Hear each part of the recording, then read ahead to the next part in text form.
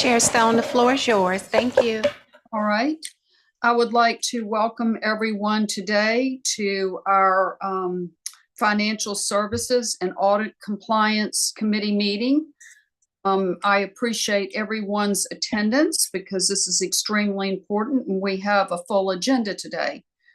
So that being said, we're going to start with the monthly reports, the Financial and Compliance Service presentation. Good afternoon, Director Stone, Robinson, and Taylor, to the public at large, CEO DeMassimo, and colleagues. I take pleasure in presenting the Financial Services Status Report for the month of January 2024. Before we get into the presentation, wanted to call your attention to awaiting the December end of month close reporting prior to the columns labeled December actual. Prior to board meetings, that column will be completed for your review and questioning. Which particular slide are you referring to, Ms. Cutter? Okay, I'll point it out as we get to it. It's throughout the presentation where there's a column for November and a column for December. Some of the December month-end close information is not available as of today. And I'll point those columns out as I get to the slide. There are multiple slides. Thank you. The first slide gives a graphical presentation along with a table that actually shows the account balances for the operating account, the grant account, and the Georgia One investment account. It compares by month, July through December of 2023. I like to call your attention to the gray bar representing operating dollars that came in during the month of December, and that's primarily driven by the tax receipts that we receive from Chatham County. You see it's significantly higher than the previous month, and that's related to tax billings that are due in the month of November, collected in the month of December.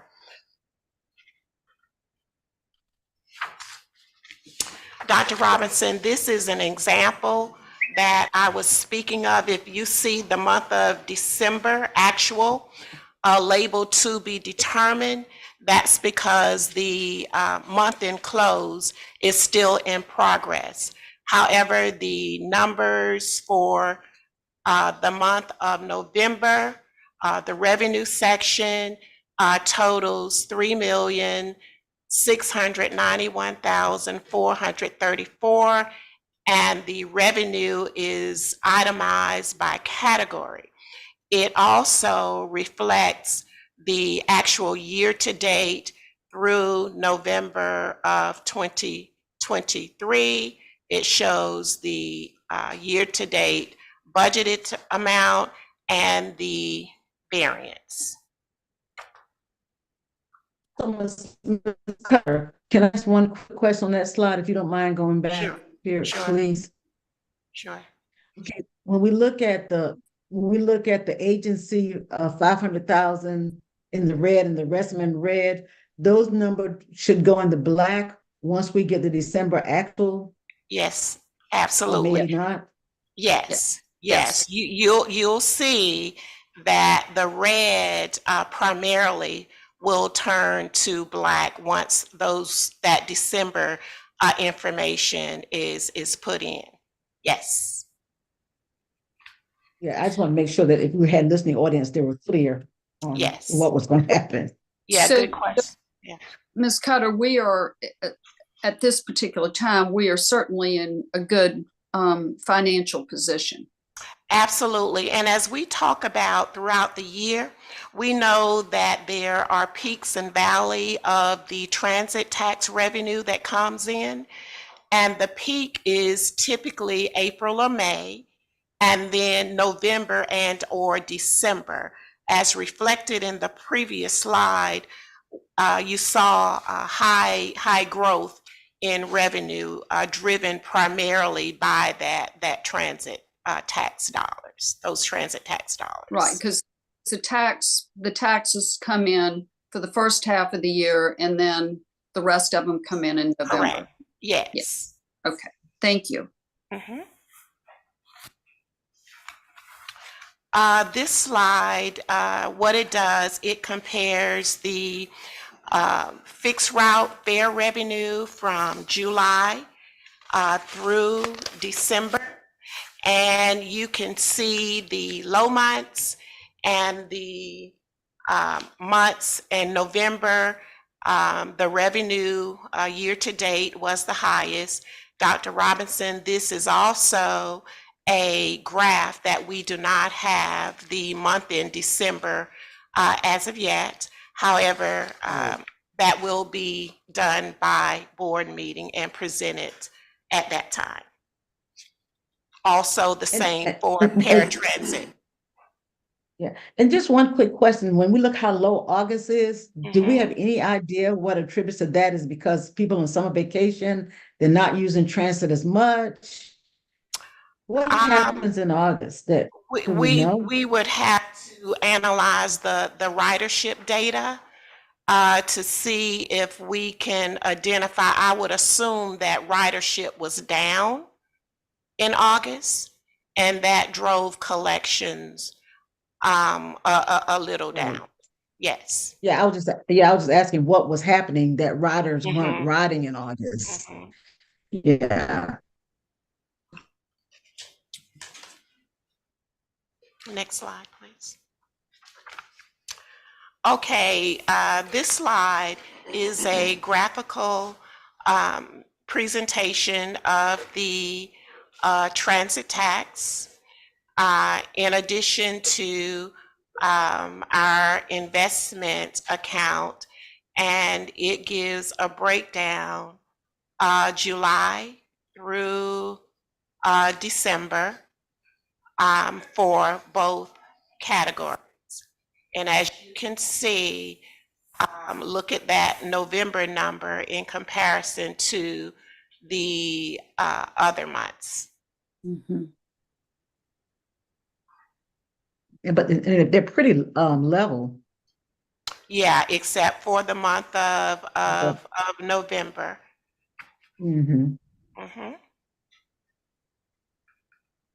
It really reflects the trend. No surprises there. I know the board likes to hear about grant activity and what we're doing in terms of moving projects forward. And this slide is a representation of grant activity in terms of draws and expenses coming out of the fund. It's outlined. You have your grant number, you have the project, you have the draw amount for November and the draw amounts for December. Remember that grant draws are on a reimbursement basis. And this chart, the above, is the federal amount. There is a 20% local match that we submit to the county to draw from SPLOST 7 funding, which totaled for the month of December, the SPLOST draw that we received was $21,028. The bottom of the chart, here again, it shows the grant number, it shows the project, it shows the amount dispersed in the month of December for each project, and the month and the amount dispersed in December for each project. Ms. Cutter, I have one question on the second one with the Clever device. Yes. Was that grant just for the consulting and not for the devices themselves? Because you got Clever Device / WRA Consulting. Yes, because this WRA Consulting worked with staff as it relates to the Clever Device procurement. And But the that's monies, why but the monies itself was paid to the consultant. a part of the money was paid to Clever Devices, and a part of that 32,456 was paid to WRA. The reasoning it's put together is because it both were a part of one grant. That grant GA 2022-031, and they were connected. The consultant was working with staff to figure out some Clever Device issues. And that's why it's put there together. Yeah, the only reason I was asking, because at some point, I think some of the directors did ask for, how much money we paid to consultants. And I think if we could probably take out the money that went for the devices and went for the consulting, it might help answer that question. Well, each month you receive a listing of all expenditures, 2,500 and above.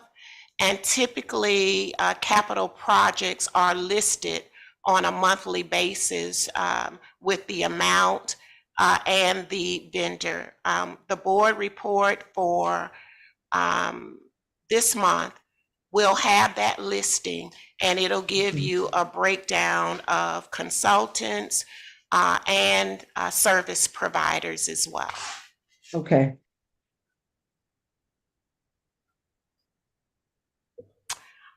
This chart shows the transit tax receipts by category for the month of November. The total was $4.8 million, and it's broken down in the chart. This is the receipts for December. And it's broken down by category. You can see the difference. Would you go back to November? You have 4.8 million in comparison to $376,000. Okay. This is our investment account statement. Our earnings are still very good, and the balance as of December 31st was $8.3 million, and that's the Georgia One Fund. That's great. That's great. Dr. Robinson, this is another slide that you have a column labeled December 23 to be determined. Once the month-end close numbers are in, this column will be filled in and will be distributed hopefully prior to a board meeting. That's always our goal, is to get the month-end close and the report updated prior to a board meeting.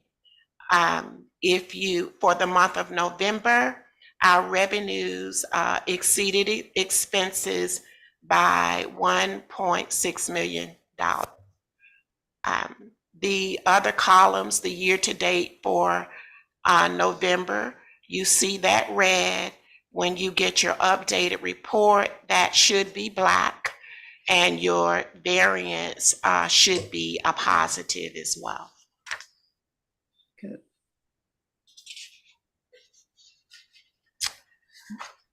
Okay, this is the expenses by category.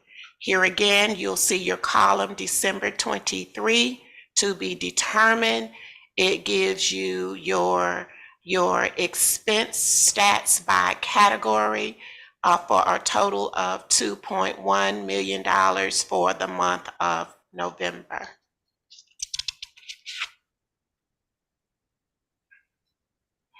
And our January action item, this action item, the creation of a capital and special projects fund, was tabled in November.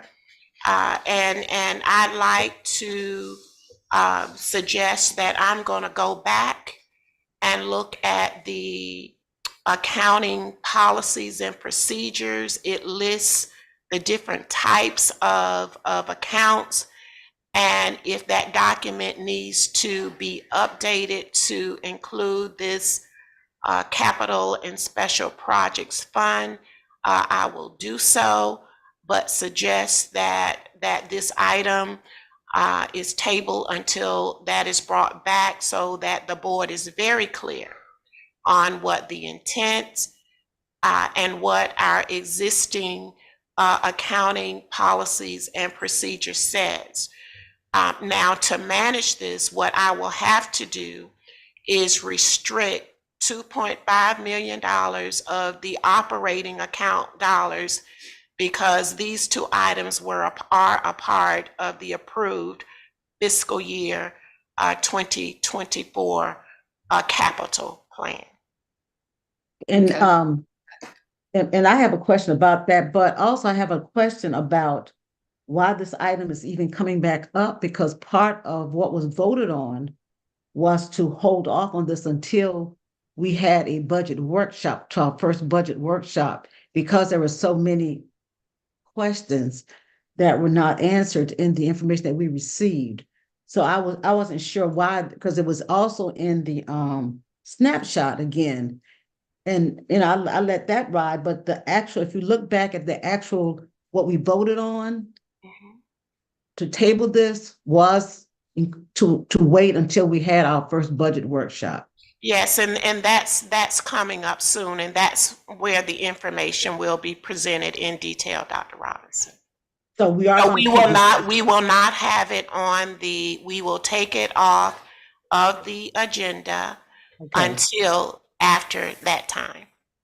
Okay, thank you. Okay.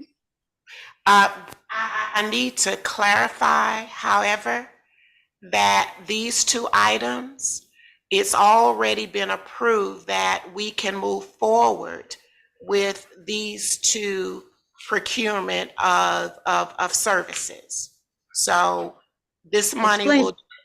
Yeah, now, yeah, that's the other part. I wasn't clear when you said that. Can you help me understand? It's a part of the approved budget, the fiscal year 24 budget. Right.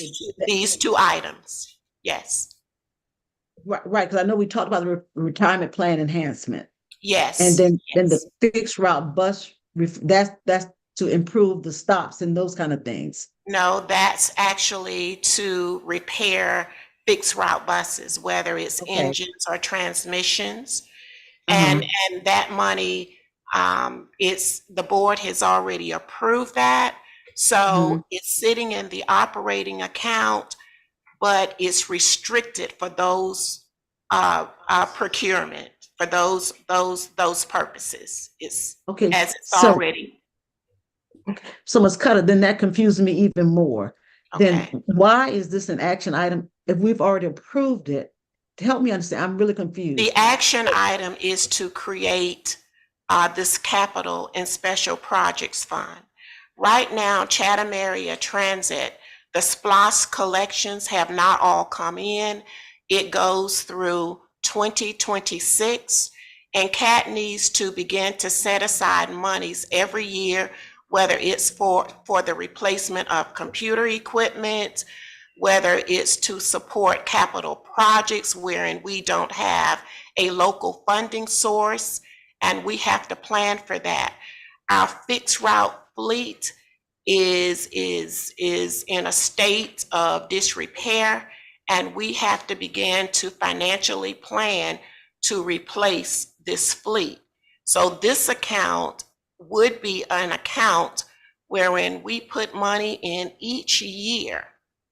So when it comes to the need of replacing, whether it's buses or computers or whatever other capital needs may be, the project isn't delayed due to lack of funding. And I'm these- okay. Yeah, I'm okay with the idea that we're gonna keep this tabled and then we go, because we can save the discussion for whenever it comes back up again. But I really appreciate you taking the time to explain it to me. Sure. Right. Thank you, Dr. Robinson. You're welcome. Are there any other questions for me? Are there any questions?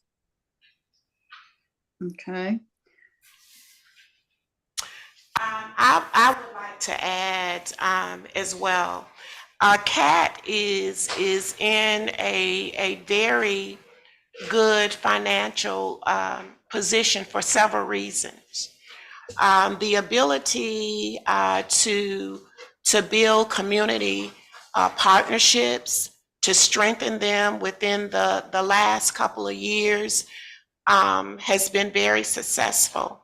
We have received $3 million from Georgia Department of Transportation, the Transit Trust Fund, to help fund the third ferry. We've received earmarks, congressional earmarks from Department of Transportation. We've also received funding here again from the Transit Trust Fund for the CAT Connects program. We've received SMART grant funding from DOT. And really, it's all about building community partnerships. And when the federal government look at grants, my understanding of the Federal Transit Administration's philosophy is, we'll help you, but we expect you to help yourself. So these community partnerships and building these relationships, and I think our CEO has done an excellent job in strengthening these partnerships to help us move forward. And that really needs to be a continued focus as we serve the entire Savannah, Chatham County and surrounding communities. We're going to have to continue to build these partnerships. Right. Absolutely. I just wanted to share that, and the board's support is strongly needed in helping to build these relationships and to help our community partners to understand CAT's story, which is basically centered around the Transit Master Plan that guides us in serving our customers. Right. And also, when you talk about building these partnerships, I would envision that as we build these partnerships, it would also increase our ability to have additional matches for some of these grants that require. Absolutely. Yeah, Right on yeah. point, Dr. Robinson. Right on point. Mhm. Right. Okay, great. All right, can we move on? Madam CEO, is there? Yes, so we have completed the financial and compliance services presentation, and today we are delighted to welcome our CAO, Gerald Sanders, who will be doing the administrative services presentation. So HR, stats, safety, security, training, and procurement, all the things that fall under him. So Mr. Sanders. Thank you, Director, CEO Massimo, and good afternoon to you all, Director Stone and Director Robinson. It's my pleasure to come before you today and provide this information on this first opportunity that I have this year and in coming to CAT to present to you. Also, I look forward to, of course, answering any questions that you may have, and hopefully this information provides you with much needed insight on what's going on in the Administrative Services Division. And with that, I want to go to the next slide, please, which this slide highlights recruitment stats, and it is a summary of that activity through December of 2023. I know it's a little bit small, but I will sort of summarize it by sharing with you the information in the totals section down at the bottom. And through month to date through December 2023, we had total of 88 applications that were received. Of that number, 33 of them were deemed not qualified. We made offers. Offers were extended to 22 individuals, and I have on record that we have a total of 13 new hires that I'm going to talk a little bit more about in another part of the presentation, but that number stands at 13. And according to my records, we still have 65 vacancies. Next slide, please. This slide is a vacancy report as of December 2023.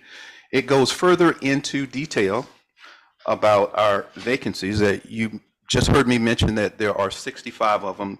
This particular slide goes a little bit more in depth in terms of outlining by division, department, if you will, where some of those vacancies are. Again, that number is 65. And I also want to highlight that some of these are in the recruitment stage and some of these are in the interviewing stage. And I want to also take a moment to highlight down at sort of the bottom of the page, you'll see bus operator, and I know bus operators are of a significant issue or for CAP, because the more of them that we have on the road, the better. Now, the optimal number, as I understand it, is 98 drivers.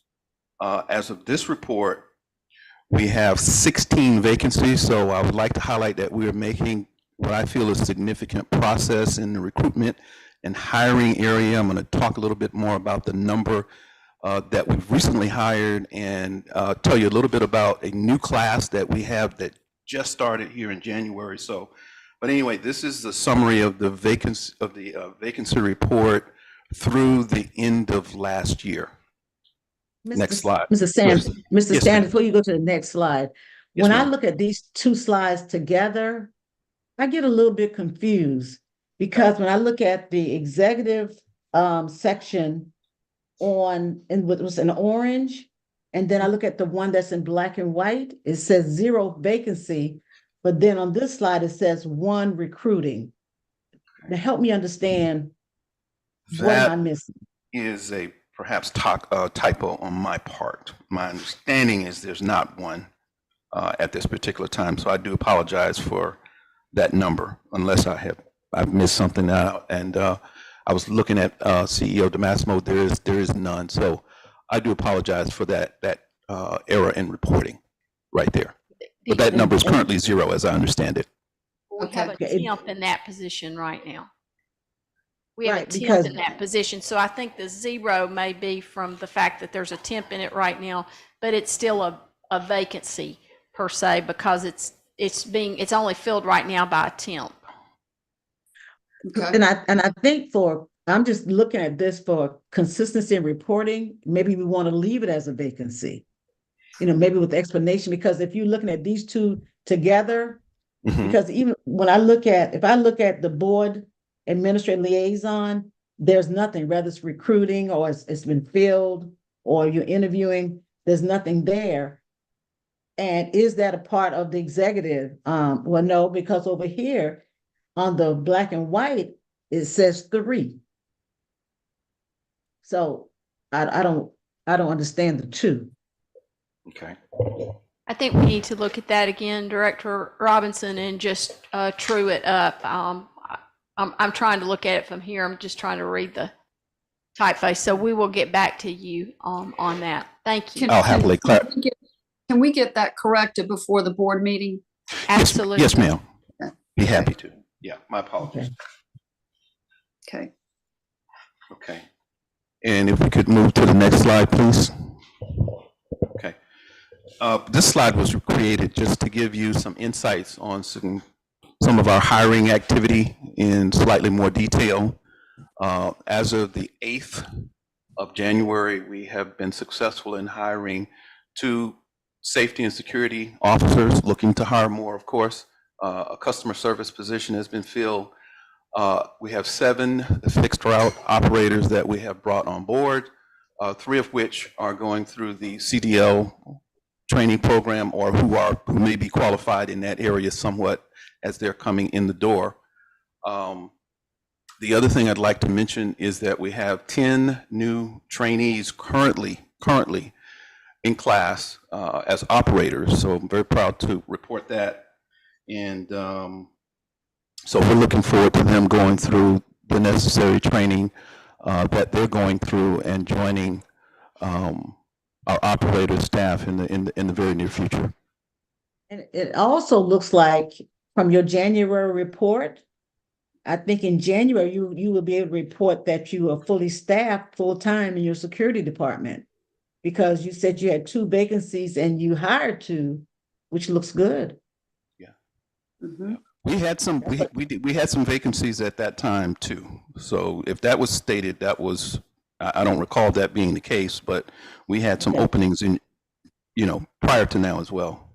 Well, I'm sure by board meeting, we'll have these numbers where they need to be. Okay, but I thought that was a plus with It is a- January reporting. Yeah, Yeah, We certainly looks are like a much plus. closer, Director Robinson. I think that's a great point that you're making. We certainly are much closer on the security personnel to being fully staffed. And we're also evaluating for the FY25 budget, what ultimately, where do we need to be with safety and security, and some of the things that we've been looking at, like onboard security and those kinds of things. What do those numbers need to look like, and what recommendations might we bring forward to you as a part of the FY25 budget in that space too? Of course, safety is #1 priority, but I think that that's a good point, that we're trending certainly in a positive direction there. yes. Agreed. Thank you. Next slide, please. Okay.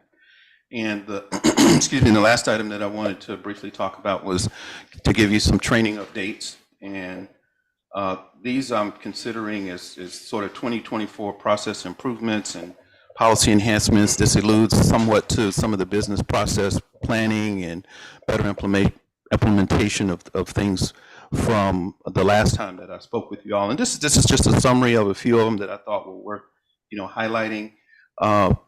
The training staff was very instrumental in doing an agency-wide customer service training here recently, which drew a number of employees and was very successful.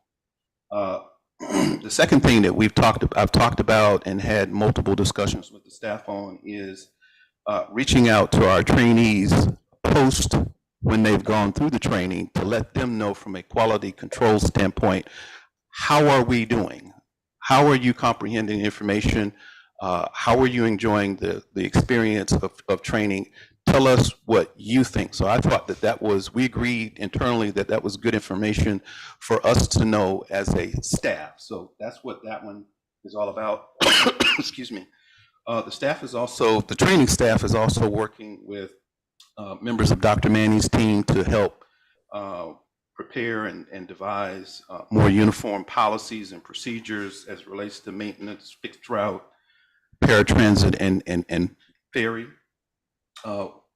They're also embarking on what we call the Ambassador Academy. I understand that this is a customer service focused training program that our CEO has been gracious enough to provide needed input on. And so we have this internal collaboration going on with the singular and core focus being on customer service, which I think is vitally important in terms of whatever it is what we're doing, but certainly in some of our more crucial areas as it relates to the operators. And then the last two I would like to highlight. One of the other things that we're working on is updating our policies and our syllabus, if you will, as it relates to preventing accidents. And so what you have here in these last two is there are efforts underway to update the syllabus in this particular area as we're looking to do this across the board with a number of policies that are maybe outdated for what it's worth, or that need the additional updating to address concerns and issues that CAT is currently dealing with present day. And I'll mention as on the last point, there's the Safe Driver refresher courses. This one is for tenured operators, and in talking with the training staff, one of the things that they highlighted to me is that from time to time, the experienced operators and operators who are currently on board, they have reached out and said, you know, hey, look, is there something in the refresher? Can we come back and sit in a class? Can you maybe highlight some things that, well, maybe we trained on it 5 years ago, but this one has been operator sort of generated, if you will. And of course, the training staff, as well as myself, we've been more than happy to allow them to sit in classes. This is a more deliberate effort to come up with some things that can refresh them, their minds, and how they do business and their jobs as it relates to being operators. So that's where this one is coming from. And with that, that is the majority of what I had to present today. I'm certainly open to any questions or suggestions that you all may have. I have one suggestion.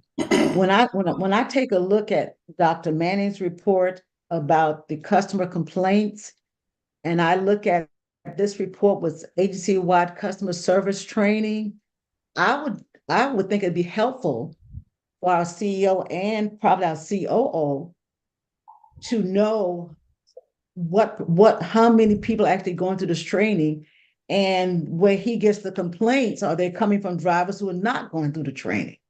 And if it's not mandatory that they all, because I don't know, when you say agency-wide customer service training on the 5th, I don't know how many of your employees actually went through the training.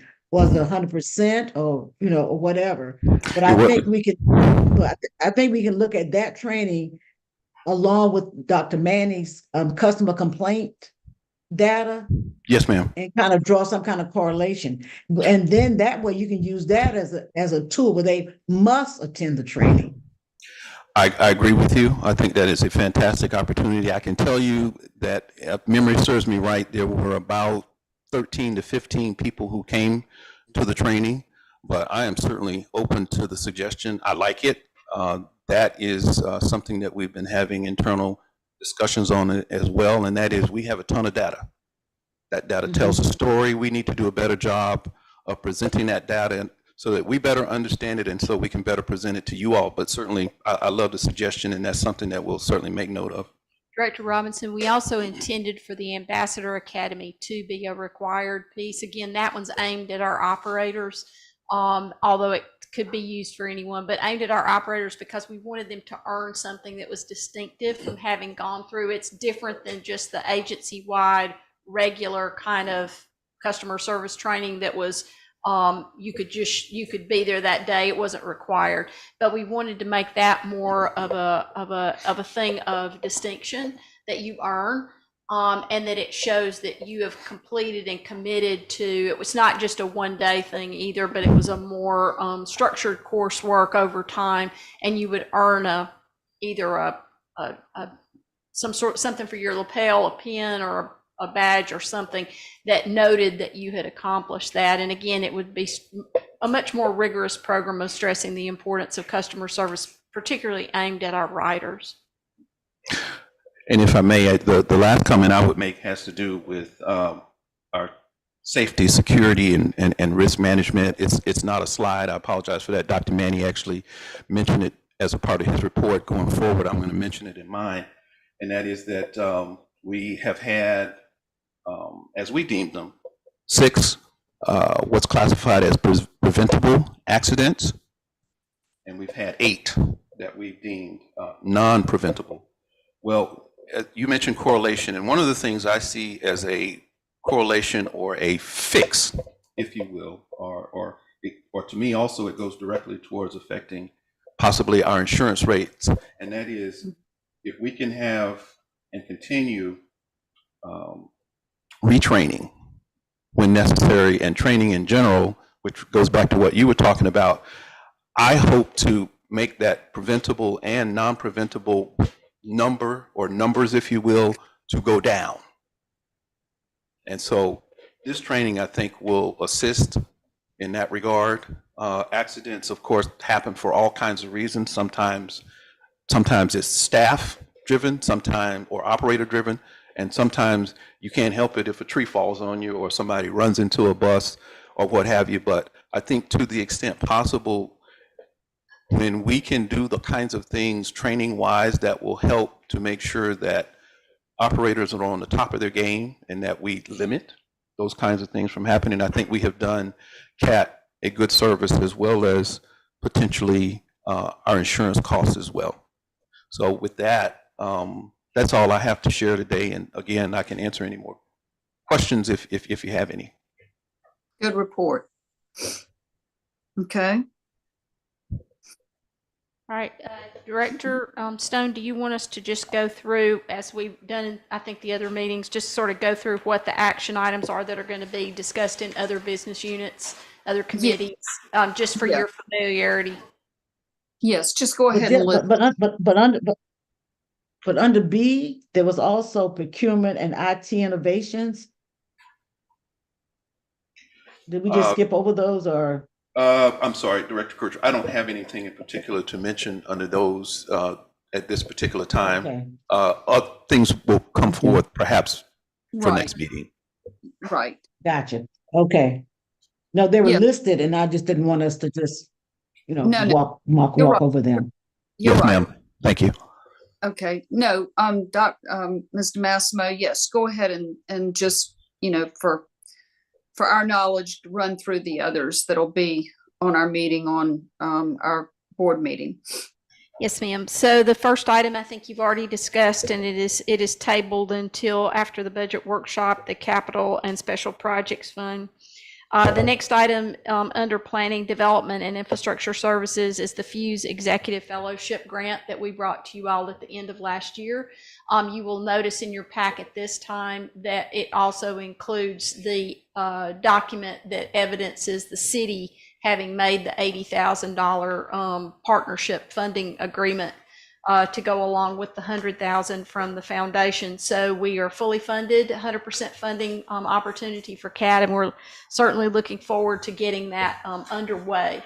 Again, that becomes a very important part in March of what should be a very competitive Smart Grant Phase 2 application, and we are expecting that to come up around that time frame. Then under the Administrative Services Unit, there's a couple of items that we will be seeking authorization for payment. These are both dealing with the executive services recruitments that took place for the CAO and the Chief of Planning positions. Then there's also the PTASP annual policy review and revisions. That's also the 30-day policy review of that is also reflected under new business. This is an annual safety plan that we have to produce in partnership with both our internal partners and external partners. It's a requirement, of course. The invitation for bid for the third hybrid ferry, you know that we were pleased at the last meeting, or one of the last meetings, I think, to also note that the last bit of funding that we needed for that there were several old earmarks that we had identified, and we worked with the state and submitted the proper documentation so that the federal funds would flow down to the state and to us, and that fulfills the funding that's needed to go ahead and go out with an invitation to bid for the third ferry. Obviously, there's some time sensitivity to that because we know that the longer we wait on these bids for big items, the materials costs, the time of delay and so forth goes up. So, but we are budgeted a little above what the cost was of the two ferries that we awarded, or that you awarded the bid on this past year. The ITC interior renovation and design and the central CAT Central interior renovation, both of those were grants that we were awarded some time ago to complete necessary improvements to the buildings, and the central exterior clean and paint service. The Clever matrix system update and upgrade, and we have been, I know, reflecting that in Snapshot for the last several times, just to make sure that those particular items were in front of you. I mean, you had ample time to think about them and ask any questions. One of the things that was asked in an earlier meeting that I'll just mention is it seems like these keep coming up, and the Clever system is a system of its components, if you will. And those components have to be acquired and then assembled, if you will, in a successive way. And so there's a planning process that's going on here of what we need and when we need it. And that's why you're seeing these things continue to come up. There's a full suite of different capabilities that Clever Matrix provides that are very important to the functionality of our operations and our overall system, but particularly performance measurement as well. And so we're just making sure that we're being very deliberate and intentional about that, and upgrades occur during that period of time. We were asked in a previous meeting to prepare and provide to you an overall IT plan for CAT, and we'll be working with Mark Gladhill over the coming next few months to do exactly that. In the meantime, we still have these Clever Matrix upgrades that are essential and important for operations, safety, all those kinds of things that we are acquiring. And then the temporary security service, this is just an informational item. It's under 20,000, so it's under the threshold of the CEO's authority. Back in December, you all recall last year, we had a couple of incidents that occurred around, they were really around indecent exposure and related to our bus operations. In December, there were some of those individuals who were involved in some of those earlier incidents ended up back in our viewpoint, if you will. And so we took some actions to ensure the safety, security, and the feeling of safety and security, the perception and reality of safety and security for our operators and those riding our buses. And we reached out and engaged a temporary security service for the remainder of December and then just through the month of January to bring on folks to be able to ride on the buses. We targeted buses where we were having particular issues, and then we also just started letting them rotate around so that people just don't know when there may be a security officer on a bus, which is a good thing. They see them in the uniforms, and it affords a feeling of that presence. So we are going to evaluate as a part, Ms. Cutter and I are working on this as a part of the FY25 budget to look at, and that's what I mentioned earlier when you were looking at those vacancies, Dr. Robinson, is that looking at where we had originally sort of targeted the necessary staffing for a system our size and so forth, we're going to start to look at thinking pretty strategically about, are there other staffing needs we need in security that may be more on board than just facility directed, so that we can make sure that we're doing all that we need to do for the safety and security, again, as I said, of our operators and our passengers. But this was just put on here for information purposes. I made you aware of it by an email back in December during the holidays, but I wanted to follow up and let you see the conclusion of that communication. And with that said, that's all of the items on the agenda. Yes. Questions, if I may. Yes. Okay. I look at item 9 first. When you say the security services, that means that the less than 20,000 will be to extend the temporary people that we're using is. No, ma'am, it was, I did it as an emergency procurement. We needed to get somebody on board those buses in December when those incidents occurred. Right.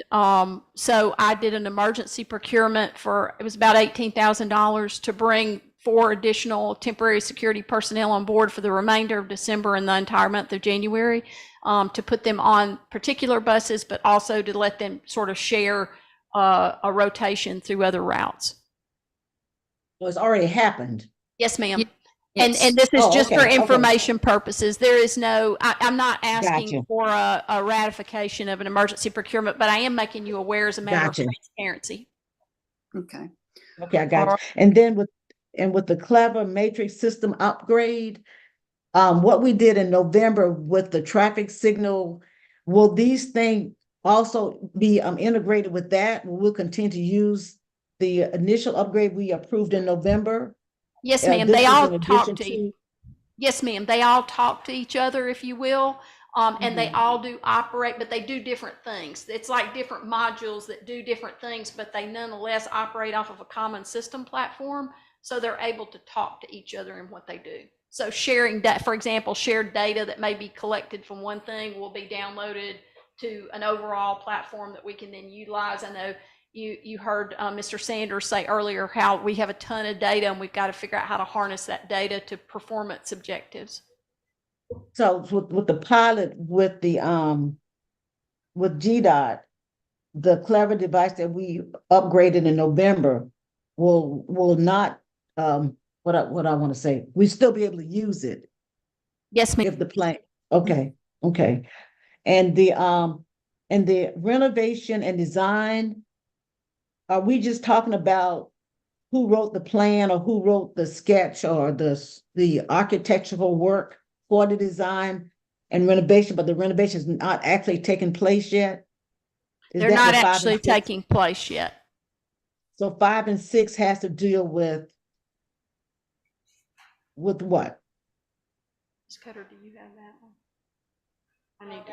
And I'm only asking these questions because we got so much information and I just have not had time to dissect or look through all that stuff. I've got to go So back and look at it, but I believe this is just on the design piece, but I want to look and just make sure again. I had not looked at that agenda item today. Okay. Yep. And We've been working with the design consultant on what the design would actually look like. We don't have a setup. We're not asking you to put a set of plans out for an invitation to bid. So I believe that this is just in that design phase, but I need to go back, Dr. Robinson, and look at it again. I did not refresh on that prior to going through all these today. and then with the number 4, the third hybrid, what I'm suggesting to this committee is that I was thinking even to our CEO and the rest of the staff, can we get an update on how the other 2 went and how well they did what they did? You know, can we take a look at that as we move forward? Because we spend a lot of money on these ferries and we need them. But I would like to see a progress report on how it went with the first 2, you know, as we venture out to this third one. Is that asking too much? No, not at all. I'll send you the pictures, the latest pictures that we have. They send us pictures every Friday. Sometimes you can't tell a whole lot of change from one Friday to the next, but I'll send you the pictures and the narrative report from this past Friday. I'll go ahead and send that out to the full board today. We will be taking delivery of both of those ferries around November.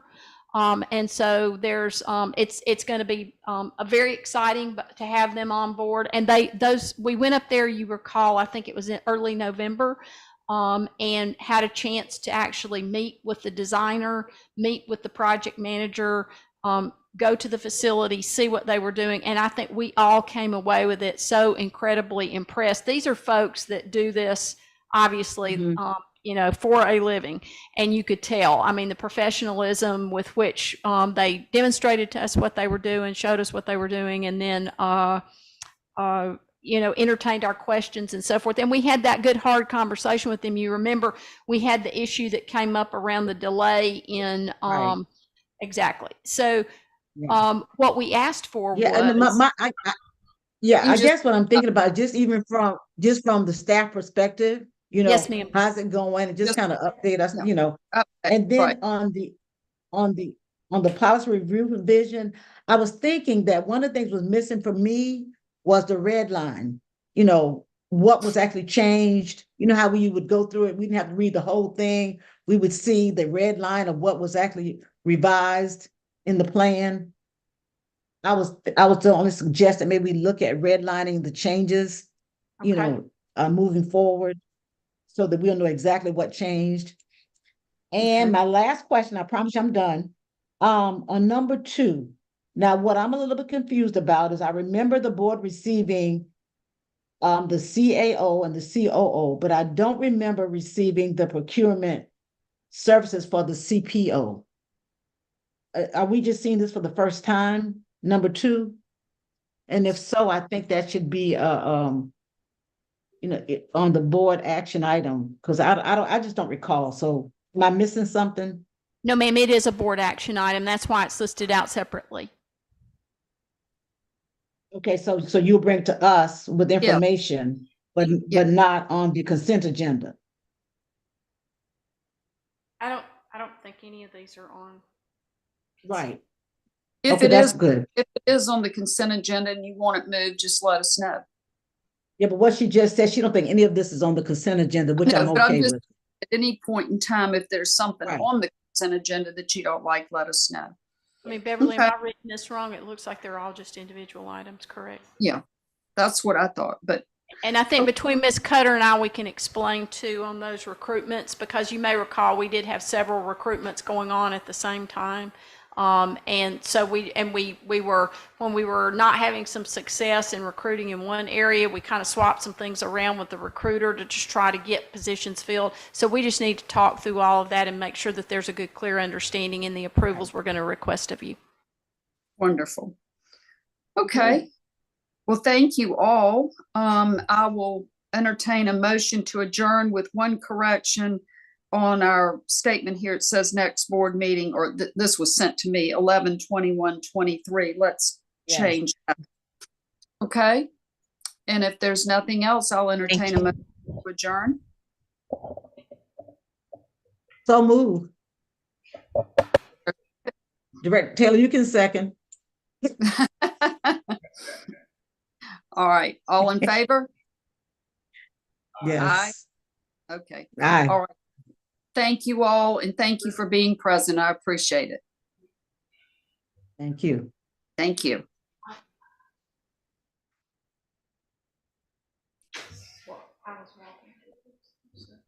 Gerald, if you'll be prepared on this procurement and the facilities, like I said, I had not refreshed myself. I think it's designed.